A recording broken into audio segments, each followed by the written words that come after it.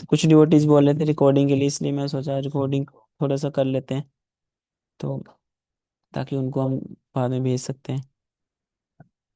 तो हमने last time, कुछ याद है लास्ट टाइम हम कहाँ तक कुछ डिस्कस किया था भगवत गीता इंट्रोडक्शन से? हमने कोई पॉइंट याद हो लास्ट क्लास में से? प्रभु जी, आपने बैकग्राउंड बताया था कि कैसे महाभारत तक पहुंची बातें, हाँ युद्ध यस। भूमि तक कैसे पहुंचे। हाँ यस, महाभारत तक कैसे सिचुएशन पहुंची, और साथ ही साथ हमने भगवत गीता का महात्म्य भी कुछ श्लोक हमने पढ़े थे, जो कि किनके द्वारा थे? बाय शंकराचार्य, आदि शंकराचार्य। तो वो भी श्लोक आज हमने कुछ डिस्कस किए थे कि कैसे भगवत गीता का ज्ञान कैसे है, जैसे दूध के समान है। जैसे पूरे शास्त्र हैं, तो वो जैसे गाय है तो गाय के समान है, और गाय को अगर हम दूध निकालते हैं तो दूध क्या है? Essence of the cow. तो दूध अमृत के समान है। सिमिलरली सारे वैदिक शास्त्र क्या हैं? They are very vast, but उसका इसेंस क्या है? That is Bhagavad Bhagavad Gita. गीता अमृत, गीता अमृतम बोलते हैं उसको, दुग्धम गीता अमृतम महत। जो महान जो गीता अमृत है, वो दुग्ध के समान है। और भी बहुत सारी ग्लोरिफिकेशंस करते हैं आदि शंकराचार्य की, जैसे हम गंगा जी में स्नान करके अपने को पवित्र करते हैं, सिमिलरली हमें रोज भगवत गीता के ज्ञान से अपने आप को पवित्र करना चाहिए, है ना? तो ये बताते हैं। और यस। हम्म। जैसे गंगा जी भगवान के चरण कमल से निकलती है, और वो पूरे संसार को पवित्र करती है, कोई भी उसमें स्नान करता है। वैसे ही जो गीता है वो भगवान के मुख से निकली है। जैसे चरणों से निकली हुई गंगा भगवान के चरणों से निकलती है, वो पवित्र करती है, वैसे ही भगवान के मुख से निकलती क्या है? गीता, भगवत गीता। तो वो गीता भी क्या है? उसका ज्ञान हमें पवित्र करता है। हम्म। और जो सारे उपनिषद हैं, वेद हैं, सारे गाय के समान है।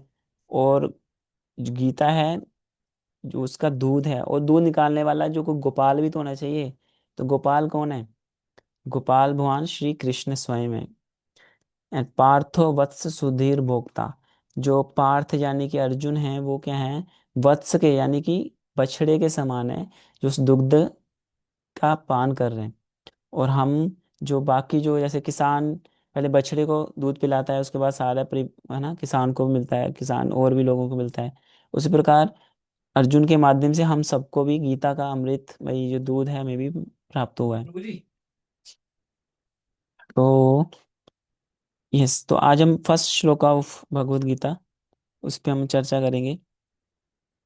Very nice shloka. कोई जानता है फर्स्ट श्लोक ऑफ भगवत गीता? जी प्रभु जानता हूँ। मत बोलिए, बोलिए। प्रभु जी, धनतेरस ने कहा था धर्म क्षेत्र कुरुक्षेत्र तम हवे एंड याद नहीं है प्रभु जी को, ठीक है, बट कोई दिक्कत नहीं, मतलब जानता था याद थोड़ा। कर लेंगे। तो मैं बता देता हूँ। उसमें धृतराष्ट्र बोलते हैं। मैं पढ़ता हूँ श्लोक। धृतराष्ट्र उवाच धर्म क्षेत्रे कुरुक्षेत्रे समवेता युयुत्सवः मामका पांडवाश्चैव किम कुर्वत संजय।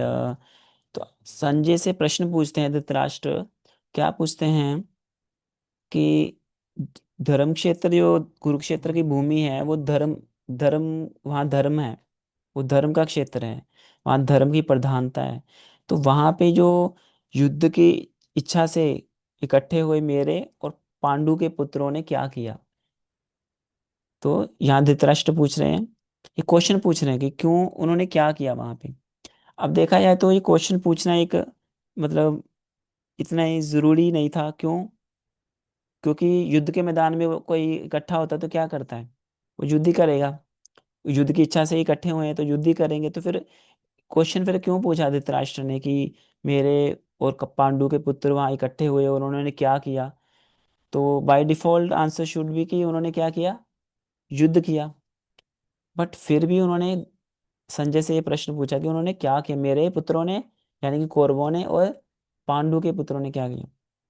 तो इस क्वेश्चन से पता चलता है कि धृतराष्ट्र के मानसिक स्थिति कैसी है। तो क्या इससे हमें पता चलता है कि पहली बात तो धृतराष्ट्र, इस क्वेश्चन से क्या समझ में आता है कि वो चाहते हैं कि फाइट हो, ताकि वो, क्योंकि फाइट क्यों चाहते हैं धृतराष्ट्र, ताकि पांडवों का नाश हो जाए और मेरे पुत्र क्या बने अल्टीमेटली, दुर्योधन क्या राजा राजा बने। तो इच्छा है उनकी कि मतलब युद्ध तो होना चाहिए, और पता है कि हमारी सेना बहुत बलवान है, बहुत ज्यादा शक्तिशाली है। 11 अक्षौनी सेना है, पांडवों के पास कम सेना है, केवल 7 अक्षौनी सेना है। और हमारे पास तो नारायणी सेना भी है भगवान कृष्ण की, तो हम विजेता होंगे। तो इसलिए उनकी इच्छा है कि वहां पे युद्ध हो और हम विजय हो जाएं। दूसरा, एक उनके अंदर डाउट भी है, धृतराष्ट्र के अंदर। क्या डाउट है? क्योंकि उसको पता है कि ये जो मैदान युद्ध का क्षेत्र है, क्या है, धर्म क्षेत्र, यानी कि जो जो पक्ष धर्म का, जो राजा धर्म का पक्ष लेंगे, वहां पे उनकी क्या होगी, उनको सपोर्ट मिलेगा धर्म का। क्योंकि धर्म क्षेत्र कुरुक्षेत्र कौन सा भूमि है, धर्म की भूमि है ना। धर्म की भूमि पे फिर धर्म की प्रधानता ही होगी, और जो पार्टी धर्म की ओर से अ, युद्ध कर रही है, then that party would definitely भी वो जीतेगी। तो इस प्रकार उसको डाउट भी है धृतराष्ट्र को। इसलिए भी उसको कंफर्मेशन करने के लिए कि कहीं ऐसा तो नहीं है कि कहीं धर्म का प्रभाव के कारण मेरे पुत्रों ने या पांडवों ने समझौता कर लिया हो।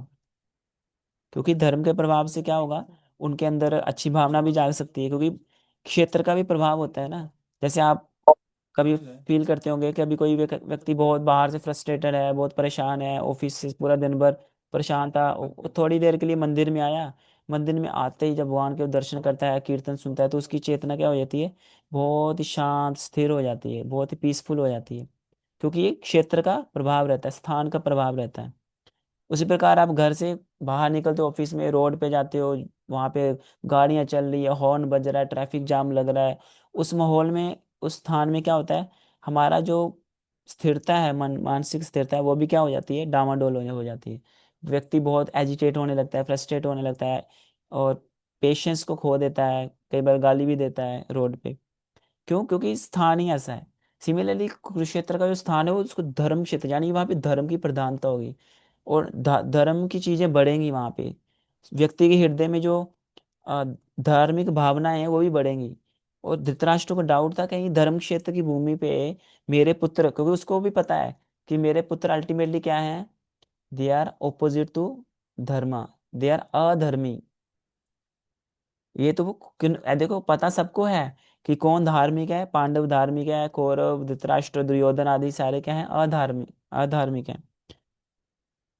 पता सबको है कि हम, क्योंकि पाप करने वाले को भी पता होता है कि मैं पाप कर रहा हूँ, बट वो दिखाता ऐसे है कि मैं धार्मिक हूँ, या मानता नहीं है कि मैंने पाप किया या मैं अधर्म कर रहा हूँ।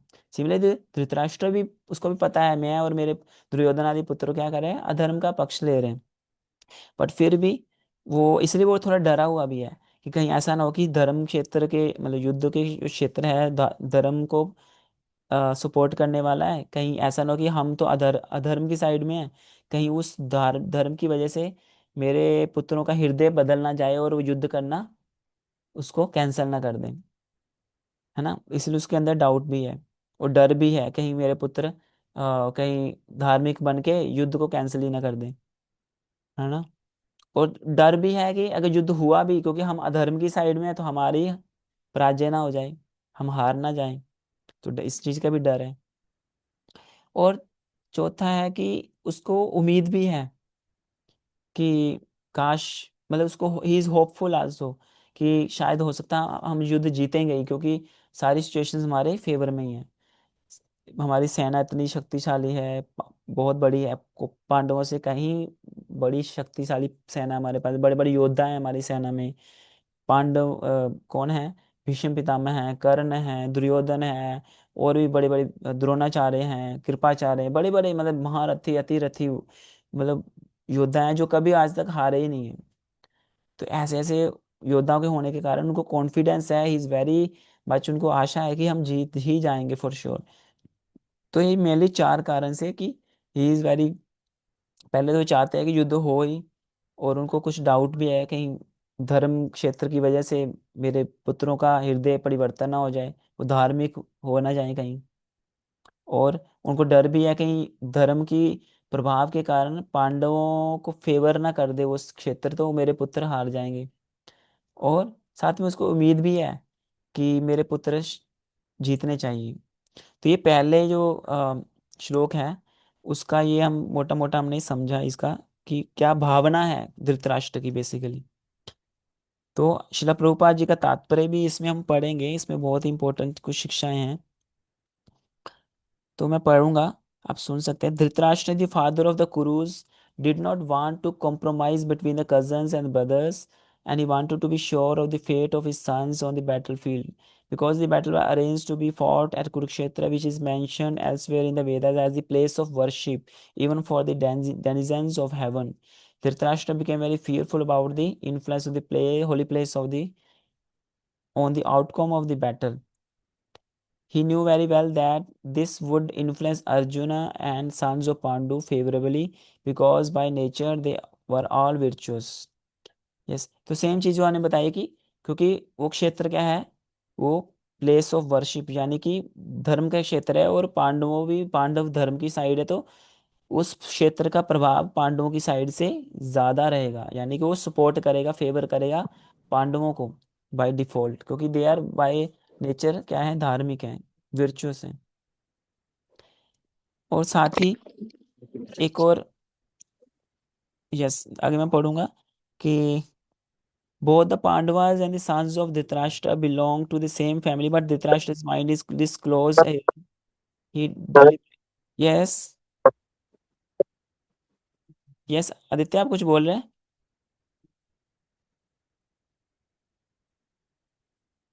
ओके, ठीक है।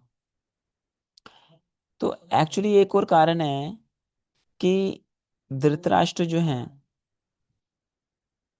उन्होंने अपने पुत्रों को बोला मेरे पुत्र, और पांडवों को क्या बोला, ये पांडु के पुत्र। इस श्लोक में आता है कि मामका पांडवाश्चय हो, कि मेरे और पांडवों के पुत्र। इससे पता चलता है कि धृतराष्ट्र पांडवों को अपना पुत्र या अपने कह लो कि नेफ्यूज नहीं मानते हैं। अगर मानते भी है तो वो पार्शियलिटी करते हैं। आल्दो क्या होना चाहिए, कोई व्यक्ति है उसके और उसके भाई के बेटों को वो अपने बेटों जैसा प्रेम करते हैं, बट क्या उनके बीच में क्या था, मी एंड माइन, ये अलग हैं, मेरे पुत्र अलग हैं, राज्य मेरे पुत्रों को मिलना चाहिए, पांडवों जो कि दूसरे के पुत्र हैं उनको राज्य नहीं मिलना चाहिए। तो ये भावना है, इसको बोलते हैं मी एंड वी, एक कॉन्शियसनेस। इसको हम समझ सकते हैं जैसे पांडव थे, स्पेशली युधिष्ठिर।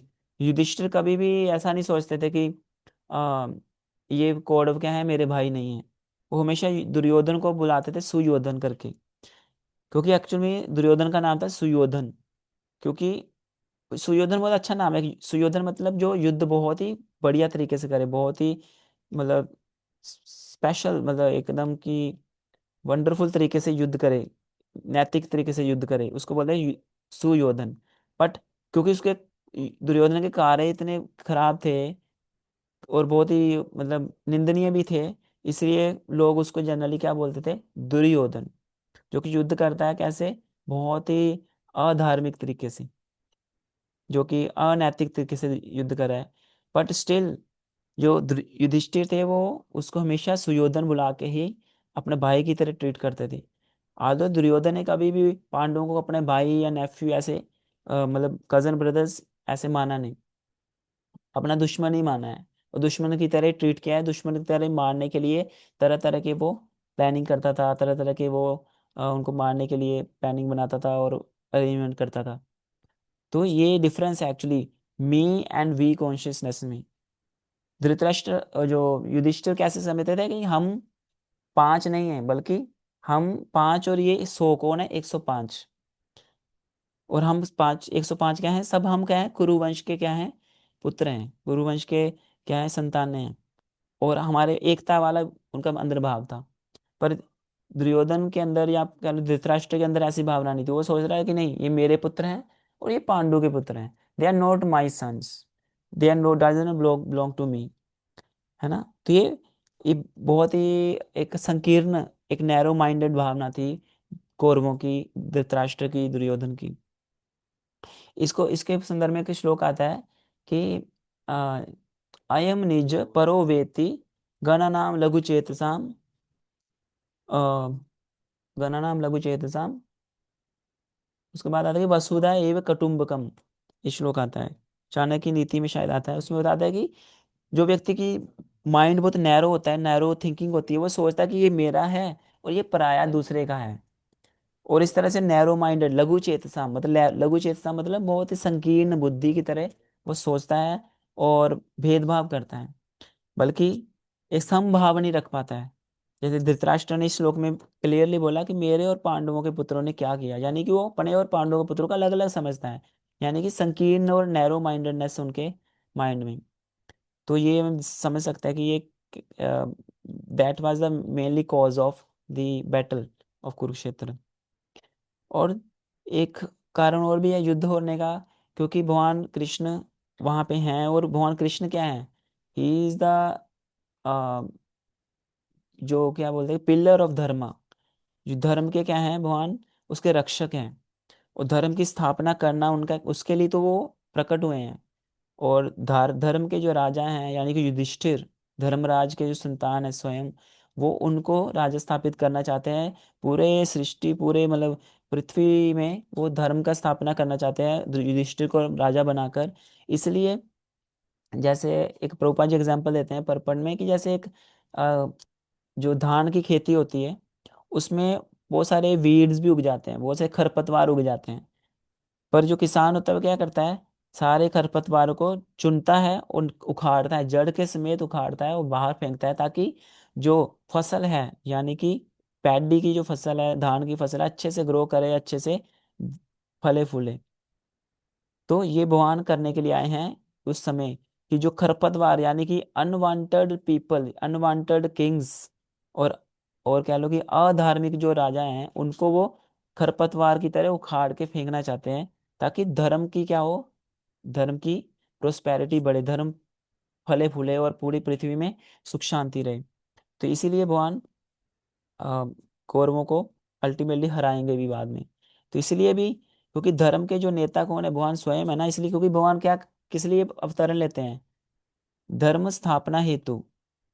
यदा यदा ही धर्मस्य ग्लानिर्भवति भारत, तब उसके बाद अभ्युत्थानम धर्मस्य तदात्मानं सृजाम्यहम्, धर्म की स्थापना करने के लिए भगवान अलग अलग समय पे, युग युग में, अलग अलग टाइम पे वो अवतरण लेते हैं। इसलिए अभी क्या है, धर्म को स्थापना करना है, तो दुर्योधन एंड पार्टी को क्या करना होगा, they should be subdued because their influence was very much, so they should be subdued।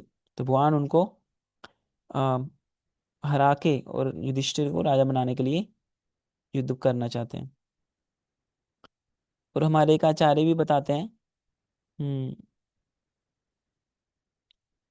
Yes, हमारे एक आचार्य बताते हैं कि वो एक जबल उपनिषद से एक स्टेटमेंट बताते हैं। उसमें बताते हैं कि Kurukshetra is a place for the sacrifice to the devatas by those who are like the devatas, it is the abode of brahman for all living beings। यानी कि कुरुक्षेत्र का जो स्थान है वो बहुत ही धार्मिक और धर्म को सपोर्ट करने वाला है। और पांडव क्योंकि धार्मिक है, इसलिए नेचुरली पहले से ही क्लियर हो गया है कि धर्म को ही फेवर प्रभु कर। जी, जी जी। ये कुरुक्षेत्र एक धर्म क्षेत्र था ना? हाँ। धर्म क्षेत्र है ये, जहाँ पे ये, धर्म की खेती होती है। हाँ, यस, क्षेत्र तो खेत को कहते हैं। हाँ। तो इसलिए यहाँ पे ये जो क्षेत्र है, खेत है, यहाँ पे धर्म की खेती होगी। धर्म में खेती होगी, तो खेती में जो खरपतवार है, यानी कि अधर्म के साइड में है जो, यानी कि कौरवादी, उनको क्या किया जाएगा, खरपतवार की तरह उखाड़ के फेंक दिया जाएगा। समझ में आया। तो ये शिला प्रभुपाद जी बताते हैं अपने परपट में। समझ में आया। ठीक है, तो आगे पढ़ूंगा। Pandavas are naturally following dharma, then both sides would have intelligence to see that they should not kill their own relatives and friends and would negotiate peace। Yes, Pandava भी पहले पीस मतलब नेगोशिएट करना चाहते थे कि संधि हो जाए, है ना, आपस में मतभेद खत्म होके संधि हो जाए। भगवान शांति दूत बन के गए भी थे, बट कौरव और दुर्योधन एंड पार्टी माने नहीं, तो फिर युद्ध अनिवार्य है, युद्ध तो होगा ही, क्योंकि भगवान अपने भक्तों को, यानी कि पांडव भक्त हैं उनको, जो कि धर्म की साइड में है, उनको स्थापित करेंगे एज ए किंग। हम्म। और हो सकता है कि देखो, क्योंकि धार्मिक प्लेस है, तो पांडवों, जो पांडव है, हो सकता है शायद वो सोचे कि क्या युद्ध करना, चलो सब छोड़ छोड़ के हम लोग जंगल में चले जाते हैं, है ना। तो क्यों हम इतना कत्लेआम करेंगे, इतने लोग मारे जाएंगे युद्ध में, है ना।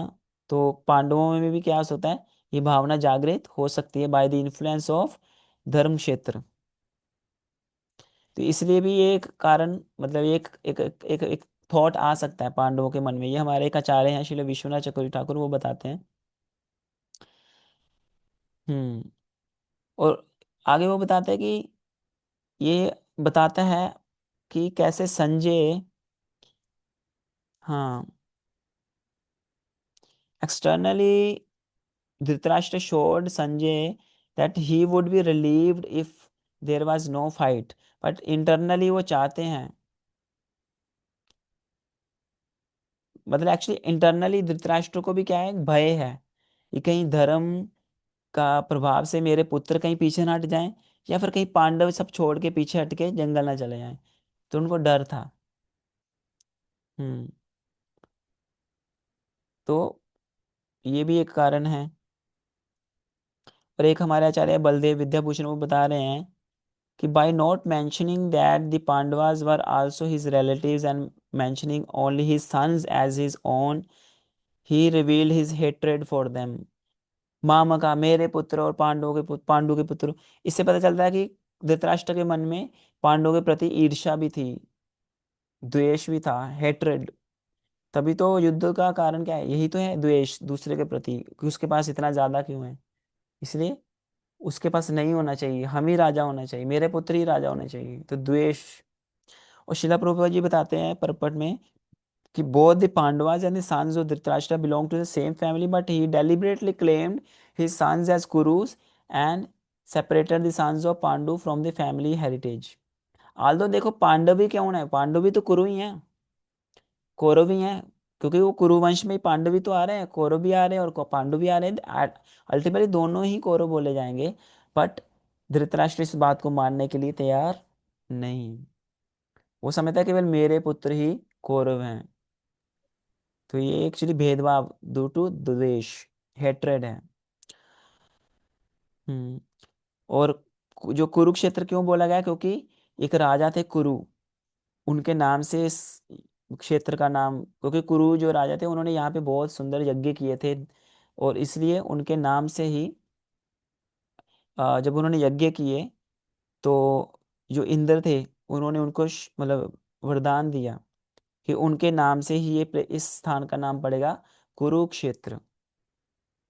और उन्होंने उनको वरदान दिया कि कोई भी व्यक्ति अगर इस स्थान पर अपना शरीर छोड़ेगा तो उसको स्वर्ग आदि लोकों की प्राप्ति होगी।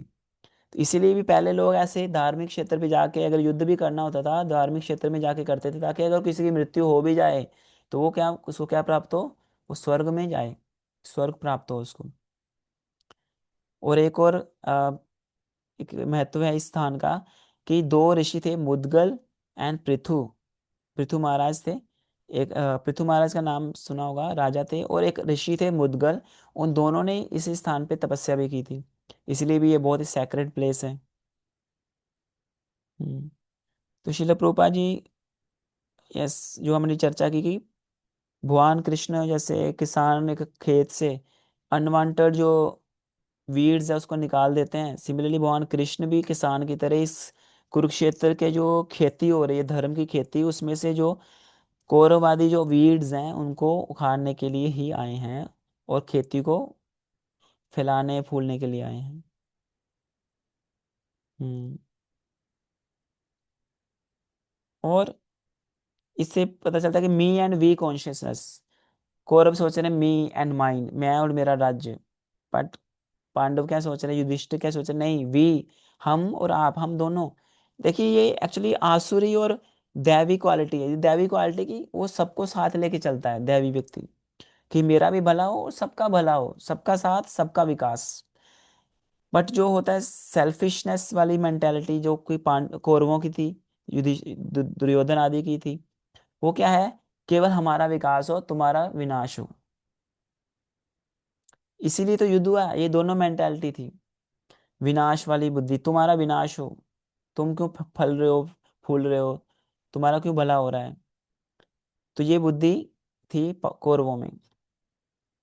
तो इसी कॉन्टेक्स्ट में हम देखते हैं कई एग्जाम्पल्स भी हैं, जैसे देव की जब कंस था ना, देव की वसुदेव का विवाह हो रहा था, तो कंस को जो भविष्यवाणी सुनाई दी कि देव की का 8वां पुत्र कंस तुम्हारा काल बनेगा।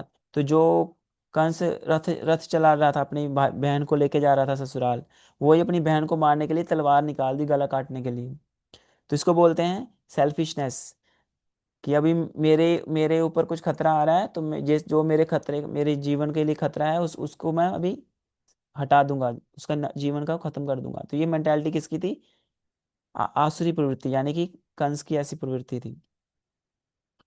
और फिर दुर्योधन ने, एक और एग्जाम्पल आती है, जैसे विदुर, विदुर जी हमेशा धर्म के पक्ष में थे, और दुर्योधन को जो पाप कर्म करता था, इतने बार उन्होंने पांडवों को मारने का प्रयास किया, बट विदुर के कारण हमेशा पांडव बच जाते थे। यानी कि विदुर जी हमेशा पांडवों को किसी न किसी प्रकार से हिंट दे देते थे, या उनको बता देते थे कि ये तुम्हारे खिलाफ षड्यंत्र हो रहा है, तो इसलिए उसकी रक्षा हो जाती थी। तो इसलिए भी आ, इससे पता चलता है कि जो धर्म है उसकी, जो धर्म का पालन करने वाले व्यक्ति है, उसको धर्म उसकी रक्षा करते हैं। यानी कि धर्मो रक्षति रक्षतः, जो धर्म की रक्षा करता है उसका पालन करके धर्म फिर उस व्यक्ति की रक्षा करता है। हो सकता है सिचुएशन फेवरेबल ना हो, बट अगर कोई धर्म का पालन करता है स्ट्रिक्टली, तो धर्म भी फिर उसकी रक्षा करेगा। ठीक है। और इसी प्रकार ध्रुव महाराज की केस में स्टोरी आती है। ध्रुव महाराज की माता सुरुचि ने उसको अपने पिता की गोद में नहीं बैठने दिया, उसको निकाल दिया राजा, फिर ध्रुव महाराज भी चले गए बेचारे। तो अल्टीमेटली बाद में फिर क्या हुआ, भगवान की कृपा उनको मिली, भगवान प्राप्त हुए ध्रुव महाराज को, क्योंकि उनके गुरु का आश्रय मिल गया था, नारद मुनि का, है ना। और एक और हम देखते हैं कि अधर्म की, युधिष्ठिर महाराज की स्टोरी सुनते हैं आप। जैसे एक बार यक्ष थे, यक्ष ने देखा था कि पानी पीने आए थे पांडव लोग, तो सारे पांडव एक एक करके मर गए थे, बेहोश ही हो गए थे। फिर युधिष्ठिर महाराज अपने आते हैं भाइयों को ढूंढने के लिए, देखते को मरे पड़े हैं, और सामने यक्ष खड़ा है। तो यक्ष से पूछते हैं कि आप क्या चाहते हो, तो वो बोलता है कि मेरे प्रश्न को उत्तर दो, प्रश्नों का उत्तर दे देते हैं। तो बोलते हैं कि मैं तुम्हारे एक भाई को जिंदा कर सकता हूँ, तो आप बताओ किसको जिंदा करूं। तो युधिष्ठिर महाराज सोचने लगते हैं कि किसको मैं बोलूं। तो उन्होंने बोला कि ऐसे करो, आप नकुल को या सहदेव को, दोनों में से एक में से किसी को बोलते हैं, कि शायद नकुल को, सहदेव को, सॉरी, सहदेव को तुम जिंदा कर दो। तो यक्ष पूछता है कि क्यों, सहदेव को क्यों जिंदा करना, तुम्हारा जो दूसरा भाई है भीम इतना शक्तिशाली है, और तुम्हारा छोटा भाई अर्जुन वो तो इतना बड़ा धनुर्धारी है, उसको तुम जिंदा करने के लिए क्यों नहीं बोल रहे। और जो सहदेव है वो तो इतना पावरफुल भी नहीं है, उसको तुम जिंदा रखने के लिए क्यों बोल रहे हो। तो युधिष्ठिर बोलते हैं कि देखो, हम 3 भाई क्या हैं, कुंती के पुत्र हैं, युधिष्ठिर, भीम और अर्जुन। और नकुल सहदेव किसके पुत्र हैं, माद्री के, जो कि दूसरी उनकी माता है। पांडु की 2 पत्नियां थी ना, कुंती एंड माधुरी। तो माधुरी का भी अगर एक पुत्र जीवित रहेगा तो क्या होगा, कम से कम एक पुत्र कुंती का मैं हूं, और एक पुत्र एटलीस्ट जो सहदेव हो जाएगा, तो माधुरी का पुत्र भी तो जिंदा रहेगा। तो इसको बोलते हैं वी कॉन्शियसनेस, की selfless consciousness, not only thinking about my own selfish agendas, no, let you also prosperous, let you also progress, let you also elevated to spiritual platform, why only me get promotion, let you also get promoted to higher position. So this is called devi gun, धार्मिक प्रवृत्ति, selfless nature. तो ये प्रवृत्ति किसके अंदर थी, युधिष्ठिर महाराज के अंदर, पांडवों के अंदर, क्योंकि वो कभी भी कौरवों से शत्रुता नहीं करते थे। They were very happy and they were always cooperating with Kauravas, Duryodhan and party. They have never enmity with them. क्योंकि युधिष्ठिर महाराज का एक नाम है अजात शत्रु, यानी कि जिनका कोई शत्रु आज तक जन्म लिया ही नहीं। वो तो कौरव और दुर्योधन थे, जो कि पांडवों को शत्रु मानते थे। उनकी धार्मिक प्रवृत्ति होने के बावजूद भी उनको अलग अलग प्रयास से मारने का प्रयास कर रहे थे। तो ये अंतर एक्चुअली दैवी प्रकृति और आसुरी प्रवृत्ति के अंदर, we consciousness and me consciousness. तो इसलिए ये हमारे लिए सीख है बहुत बड़ी एक्चुअली, कि हम भी ये ऐसी सिचुएशन से डील करते हैं डे टू डे लाइफ में, जिसमें हमें चूज करना पड़ता है आ, कि हम खुद को फेवर करें या फिर खुद के साथ साथ सबको साथ में लेके आगे बढ़ें। तो ये इसलिए हमारे लिए भी हमारी जो दैवी जो नेचर है उसका टेस्ट होता है। तो यही हम आज विराम देते हैं, नेक्स्ट हम क्लास में चर्चा करेंगे। किसी को कोई क्वेश्चन है आज यहाँ तक? पहला श्लोक आज हमने चर्चा की, उसका थोड़ा थोड़ा डिटेल में प्रयास किया। Any question? जी प्रभु जी, मेरा एक क्वेश्चन है जी। कि जी जो दुर्योधन एंड पार्टी और फिर युधिष्ठिर महाराज एंड पार्टी थी, तो इनके गुरु तो सेम है। तो हम्म। फिर ये दुर्योधन एंड पार्टी फिर ये इम्पायर्स कैसे हो गई? तो हम्म। उनके गुरु तो सेम थे, से वो द्रोणाचार्य एंड कृपाचार्य थे शायद से। यस, गुरु सेम थे, पर क्या है जब संग गलत होता है ना, जैसे स्कूल में टीचर तो सेम पढ़ाता है सब कुछ बच्चों को, बट कुछ बच्चे उदंडवादी होते हैं, बहुत शरारती होते हैं, बहुत ही होते हैं। क्यों? क्योंकि उनकी संगति, जो आसपास वाली संगति है ना, वो भी बहुत मैटर करती है कि किस संगति में वो रह रहे हैं। स्कूल में तो हो सकता है वो कितने 3 4 5 घंटे रहते होंगे, बट बाकी जो दोस्तों की संगति में अगर वो क्लास बंक मार के बाहर कहीं दोस्तों के साथ मस्ती मजाक कर रहा है, गलत संगति में रह रहा है, तो वो संगति भी हमारे को प्रभावित करती है ना। जैसे मामा शकुनी जैसे असत्संग वाले जो लोग थे, उनके संग में थे, वो उनकी बुद्धि को बार बार क्या करते थे, भ्रष्ट करते रहते थे। पांडवों के प्रति जो द्वेष भर देते थे दुर्योधन के मन में या धृतराष्ट्र के मन में। जैसे मंथरा, हमने लास्ट टाइम सुना था ना क्लास में, कि मंथरा ने कैकेयी माता का क्या किया, उसकी चेतना को क्या कर दिया, प्रदूषित कर दिया, कंटेमिनेट कर दिया, द्वेष भर दिया किसके प्रति, कौशल्या माता राम भगवान के प्रति, कि अब कौशल्या रानी होगी, तुम दासी बन जाओगी, राजा राम बन जाएंगे, तुम्हारा पुत्र तो नौकर बन जाएगा भरत। तो क्या था, ये गलत संगति की वजह से होता है एक्चुअली। तो इसलिए वी हैव टू आइडेंटिफाई हमारी लाइफ में भी कि हम गलत संगति से बचें। गलत संगति यानी कि जिसके कारण हमारा जो रिलेशनशिप्स हैं उसमें कुछ ना कुछ खटास आ रही है ना। हम गलत और मतलब सही चीज को गलत बोल के हमें पढ़ाया जा रहा है, तो दैट मीन्स वो गलत संगति है, उससे बचना चाहिए। मतलब गलत संगति से ही ये होता है कि सेम टीचर होने के बावजूद भी हम लोग कुछ कई बार गलत साइड ले लेते हैं। ठीक है। Any other question? जैसे करण थे, करण था ना, करण भी क्या था, वो भी पट्टी पढ़ाता रहता था दुर्योधन को। मामा शकुनी वो भी पट्टी पढ़ाता रहता था। और भी कई सारे, मतलब सारे भाई गलत नहीं थे, जो कौरवों के 100 भाई अधर्मी नहीं थे, बट एक या दो अधर्मी होने, क्योंकि जो लीडर अधर्मी था, यानी कि धृतराष्ट्र में ही उसके मन में ही खोट थी। वो खुद ही पहले तो राजा बनना चाहता था। दूसरा उसका जो सबसे बड़ा पुत्र, जो leader of the whole 100 sons, Duryodhana, वो खुद उसके मन में खोट है। वो खुद द्वेष करता है, ईर्ष्या करता है भीमसेन से, युधिष्ठिर महाराज से। तो इसलिए बाकी जो फॉलोइंग अगर 99 जो सन है, भाई हैं, उनके अंदर भी सेम ही संस्कार आएंगे। जैसे देखो, इसलिए बोलते हैं जैसा होगा लीडर वैसी होगी प्रजा। जैसे बड़े करेंगे ना, वैसे ही उनके फॉलोअर्स करेंगे। जैसे होगा मतलब देश का नेता होगा, वैसे ही प्रजा होगी। प्रजा अगर देखेगी कि नेता ही अधर्म है, चोर है, रिश्वतखोर है, तो प्रजा क्या करेगी, वही करेगी, है कि नहीं।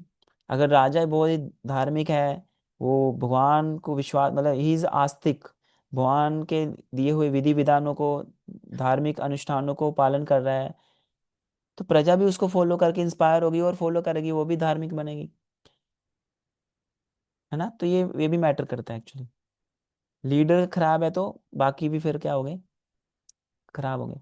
और जो दुर्योधन पार्टी थे वो शिक्षा किससे लेते थे, शकुनी मामा जी से शिक्षा लेते थे।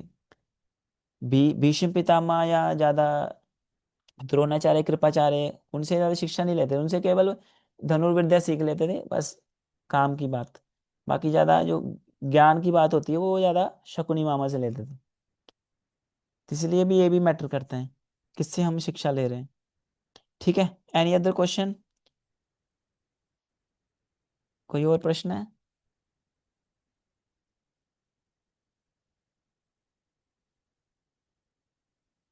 ओके, तो कोई प्रश्न नहीं है तो हम यहीं पे आज फिर विराम देते हैं।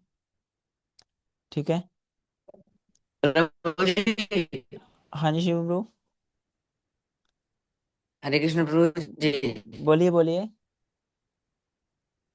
प्रभु मैं कह रहा था, वो मैं जो ट्रिप की पेमेंट थी, मैं ओ, आपको वो कैश मैं दे दूँ? आपसे पर्सनली बात करता हूँ। मैं आऊंगा ऑफलाइन, तो मैं आपको कैश दे दूँ हाँ, आप physically? मंदिर आके दे देना, ठीक है। ठीक है, मैं आपको मंदिर, कैश दे सकता हूँ और हाँ हाँ बिल्कुल बिल्कुल बिल्कुल, जब आप मंदिर आएंगे आप दे देना मुझे, ठीक है, पेमेंट। कॉल करके, हाँ। ठीक है, okay everyone, Hare Krishna. Yes, Krishna Prabhu ji. हाँ हाँ जी हरे हाँ जी Krishna. Hare Krishna. Thank you all very much for Krishna joining, Prabhu ji. Hare Krishna. See you on Thursday. और कैंप मेरा के बुक लिए कर देना, ठीक है प्रभु जी ना? हाँ, हरे कैंप के लिए, कृष्ण प्रभु। कैंप के लिए रजिस्टर कर सकते हैं। We have only last date 3rd of April, उसके बाद फिर रजिस्ट्रेशन बंद हो जाएंगी। तो आप सब रजिस्टर कर दीजिए, बहुत ही स्वर्णिम गोल्डन चांस है हमारे लिए कैंप के लिए, और बहुत अच्छा प्रभु रहेगा जी इसमें। इंस्टॉलमेंट में हो सकते, मतलब थोड़ा बिल्कुल सा वो, बिल्कुल बिल्कुल बिल्कुल बिल्कुल हो जाएगा, मैं कितनी बार बोल चुका हूँ, आप लोग समझते नहीं हो। मतलब थोड़ा सा इंस्टॉलमेंट में अभी मैं मतलब 12 हो जाएगा। अभी मैं कैंस वो मीटिंग बंद 20 में होने जा मतलब रही है। 2500 का अमाउंट मैं 5 साल का दूंगा, लेकिन 3 हाँ, अभी मीटिंग बंद होने वाली